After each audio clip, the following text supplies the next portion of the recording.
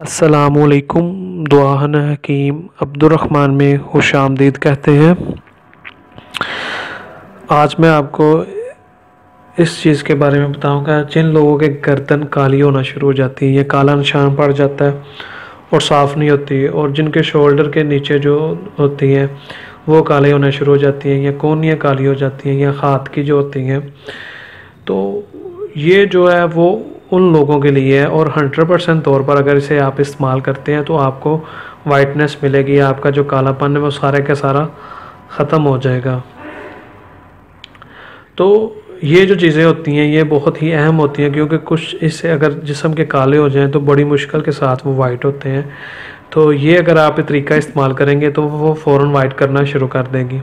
और जो पाँव के होती है टहन, उनके ऊपर भी जो होते हैं वो भी अगर आपके काले होना शुरू हो गए हैं, ये काले हैं, तो उसके ऊपर भी अगर आप लगाते हैं तो वो फ़ौरन वाइट होना शुरू हो जाएगा।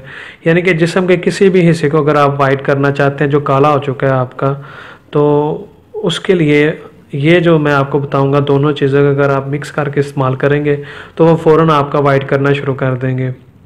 तो इसके लिए सबसे पहले जो आपने चीज़ लेनी है वो लेनी है तिब्बत ब्यूटी क्रीम जो होती है, वाइटनेस क्रीम जो होती है। उसके बाद लेनी है कोलगेट। ये कोलगेट का जो आपने फ्लेवर लेना है वो बिल्कुल किसी भी फ्लेवर में नहीं होना चाहिए। जो वाइट होता है आम जो चलता है, जो रेगुलर मिल जाता है, वो लेना है आपने।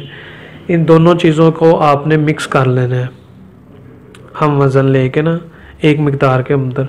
पेस्ट ये दोनों चीज़ों की पहले ही बनी होगी, और पेस्ट जब इन्हें आप मिक्स करेंगे बन जाएगी। तो आपने अगर आपकी गर्दन काली है और आपके गर्दन के ऊपर कोई काला निशान या धब्बे वगैरह हैं तो उसके ऊपर आपने लगानी है। सुबह दोपहर शाम 3 टाइम लगाएं इसे। आप 10-15 मिनट इसको लगे रहने दें या 1 घंटा लगे रहने दें। उसके बाद आप इसे साफ़ कर लें।